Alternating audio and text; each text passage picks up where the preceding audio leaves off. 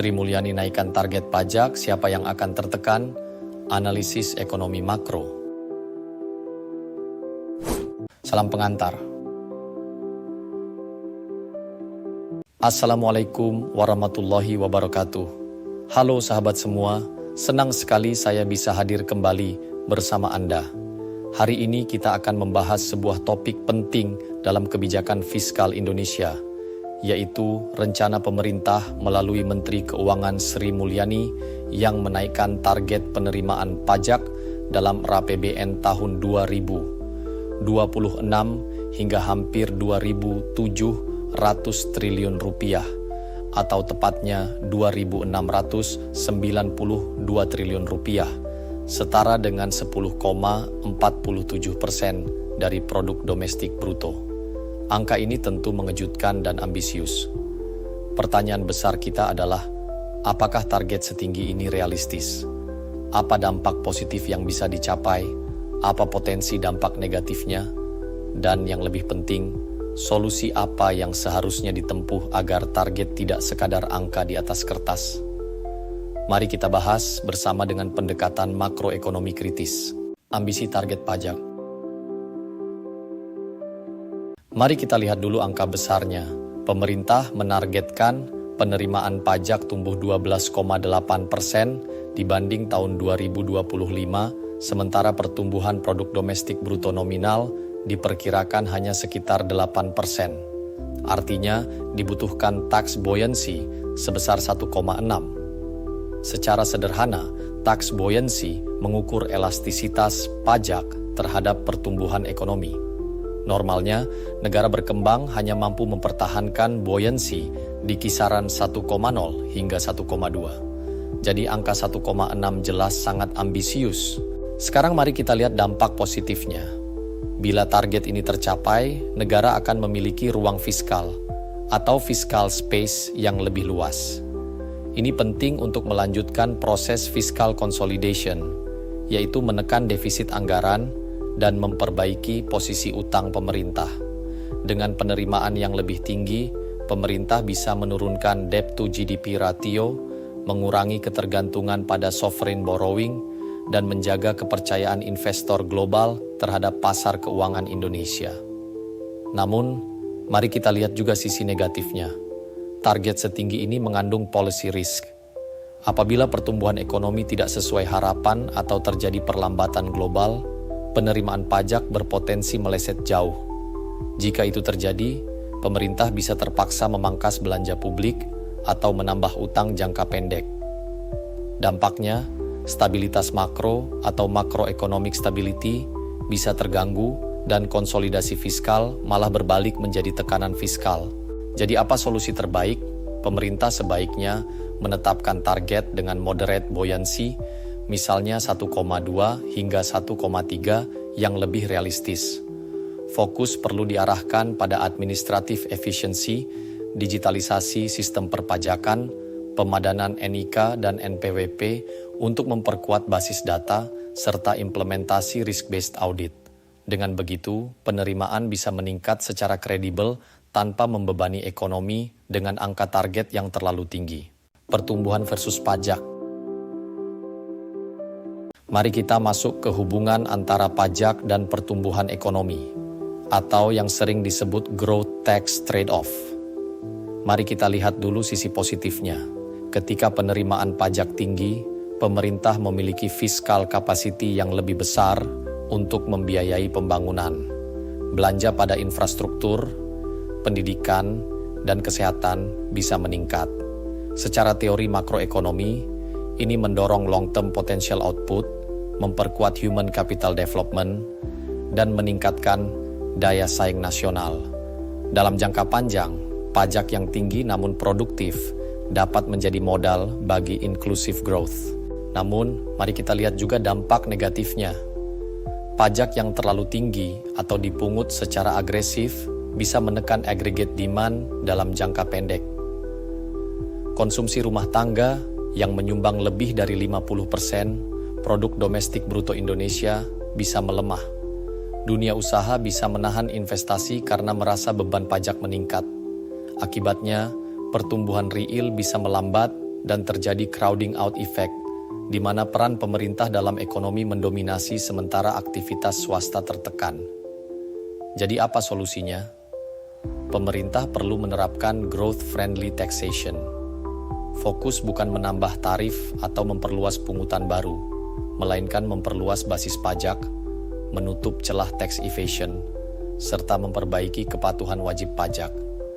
Dengan begitu, penerimaan naik, pertumbuhan tetap terjaga, dan economic multiplier dari belanja negara bisa bekerja optimal. Dunia usaha dan investasi. Sekarang mari kita lihat dari perspektif dunia usaha dan investasi. Pemerintah menargetkan PPH naik 15%, yang merupakan bagian terbesar dari total penerimaan. Positifnya, bila target ini tercapai, maka artinya dunia usaha mencatatkan kinerja laba yang lebih baik. Ini bisa menandakan economic resilience, sekaligus meningkatkan kepatuhan wajib pajak besar. Bagi investor asing, hal ini bisa menjadi sinyal bahwa ekonomi Indonesia mampu menjaga basis pajaknya secara stabil. Namun, mari kita lihat dampak negatifnya. Jika target ini dikejar hanya dengan cara memperbanyak audit dan pengetatan pemeriksaan, dunia usaha akan merasakan tekanan. Muncul policy uncertainty, yaitu ketidakpastian kebijakan, yang dapat menurunkan after-tax return perusahaan. Investor, baik lokal maupun asing, bisa berpikir ulang untuk melakukan ekspansi atau foreign direct investment. Akhirnya, iklim investasi bisa terhambat. Apa solusi terbaik? Pemerintah perlu mengembangkan iklim kooperatif compliance, di mana wajib pajak besar diajak bekerja sama dalam kerangka yang transparan. Instrumen seperti Advance Pricing Agreement dan Safe Harbor Rule bisa membantu menciptakan kepastian hukum. Dengan begitu, dunia usaha merasa dilibatkan, bukan ditekan, dan investasi bisa tetap tumbuh seiring meningkatnya penerimaan. Inflasi, konsumsi, dan keadilan sosial. Mari kita lihat sisi konsumsi masyarakat. Tarif PPN 12% sudah berlaku sejak tahun 2025, sehingga di tahun 2026 tidak ada kenaikan tarif baru. Positifnya, hal ini memberikan policy certainty. Dengan kepastian bahwa tidak ada tambahan pajak konsumsi, inflasi bisa lebih terkendali. Bahkan, jika penerimaan pajak meningkat, pemerintah dapat memperkuat bantuan sosial atau social safety net sehingga daya beli masyarakat miskin tetap terlindungi. Namun, ada juga sisi negatifnya. Risiko inflasi tetap ada dari faktor eksternal, misalnya pelemahan rupiah. Ketika kurs melemah, harga impor naik, dan PPN impor otomatis ikut terdorong. Hal ini dapat menimbulkan second round effect, yaitu inflasi lanjutan yang merambat ke berbagai sektor. Tekanan harga ini bisa melemahkan purchasing power masyarakat kelas menengah dan bawah. Apa solusi terbaik? Pegang teguh equity principle dalam perpajakan. Barang kebutuhan pokok harus tetap bebas dari PPN, dan jika ada gejolak harga, pemerintah harus cepat memberikan subsidi atau kompensasi yang tepat sasaran. Dengan begitu, masyarakat tidak merasa pajak hanya menambah beban, tetapi juga diimbangi dengan perlindungan. Tantangan implementasi. Terakhir, mari kita bahas tantangan implementasi. Ada 4 tantangan besar yang harus dicatat. Fluktuasi harga komoditas, compliance gap di PPN, sengketa pajak yang menumpuk, dan maraknya rokok ilegal yang menggerus penerimaan cukai. Mari kita lihat positifnya. Dengan digitalisasi administrasi, penerapan real-time e-invoicing, dan pengawasan cukai yang lebih ketat, target penerimaan ini sebenarnya bisa didekati. Apalagi jika integrasi data NIK dan NPWP benar-benar berjalan, maka basis pajak akan lebih luas dan kepatuhan bisa meningkat. Tapi mari kita lihat sisi negatifnya. Jika reformasi hanya berhenti di atas kertas, target 2.700 triliun rupiah ini akan berubah menjadi sekadar political number tanpa dukungan nyata. Implementation gap antara kebijakan dan pelaksanaan akan membuat target sulit tercapai. kredibilitas pemerintah di mata investor dan masyarakat juga bisa terganggu. Jadi, apa solusi terbaik? Pemerintah harus memperkuat administrative reform secara konsisten. Penyelesaian tax disputes harus lebih cepat, joint operation antara DJP, DJBC, dan aparat hukum harus lebih tegas, dan kebijakan harus dipastikan konsisten. Dengan cara itu, target pajak bukan hanya slogan, tapi benar-benar bisa masuk ke kas negara. Penutup refleksi ya. Sahabat semua, dari pembahasan ini kita bisa simpulkan bahwa target pajak 2.700 triliun rupiah adalah pedang bermata dua. Di satu sisi, ia bisa memperkuat fiscal sustainability, menambah ruang fiskal, dan mendukung pembangunan.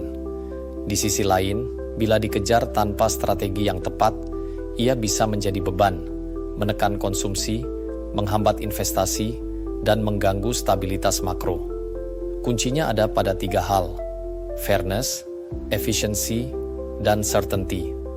Pajak harus adil, sesuai prinsip kemampuan membayar, administrasinya efisien dengan digitalisasi, dan kebijakannya konsisten memberikan kepastian.